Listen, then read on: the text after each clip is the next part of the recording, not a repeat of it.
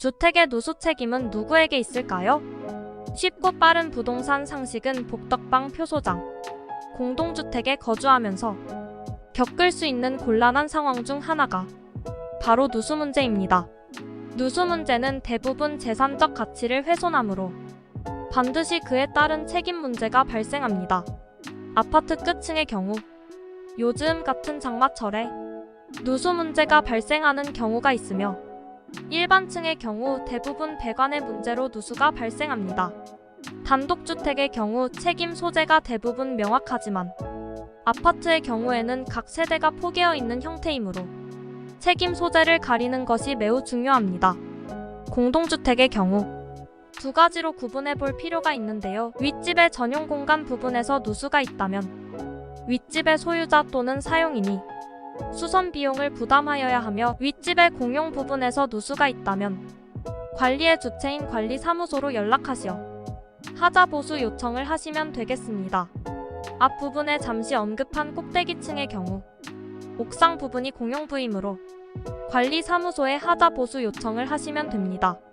새 집으로 입주 혹은 부동산 매매하실 때에는 현장에서 육안으로 살필 수 있는 창틀 실리콘이나 방수 부분을 꼼꼼히 체크할 필요가 있습니다. 천장 위의 배관은 확인할 길이 없지만 몇 가지만 조심한다면 누수가 있거나 있었던 집을 거를 수 있습니다. 첫째, 천장 부분에 부분 도배가 있는지 확인할 것. 둘째, 천장의 가장자리 부분에 도배가 들뜨거나 얼룩이 있는지 확인할 것. 셋째, 주택인 경우 옥상 방수 상태를 체크합니다. 노후된 아파트 또는 주택의 경우에는 양해를 구하여 수도 메인 밸브를 잠그고 누수 체크를 하는 것도 안전한 거래 방법입니다. 다섯째, 부동산 매매 거래 시 누수에 관한 하자에 관한 담보 특약을 한다. 그리고 만약 누수가 발생하였다면 피해 세대에게 적절한 보상을 하여야 합니다. 통상적으로 발생하는 비용은 아래와 같습니다. 벽지 교체 비용, 천장 석고보드 교체 비용 등, 누수로 인한 가전 등의 고장 파손 등 이는 정해진 바가 없고 손해의 범위가 다양하므로 당사자 간의 합의에 따라 보상은 진행됩니다.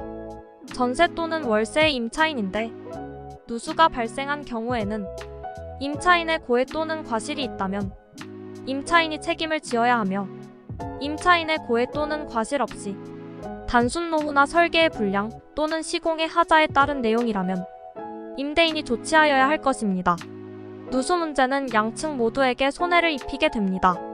상황에 따라 간단히 끝나기도 하고 어떤 경우에는 큰 피해를 일으키기도 합니다. 따라서 무엇보다도 사전 점검과 유지 보수의 생활화로 피해를 예방하는 것이 최선이라 할 수 있겠습니다.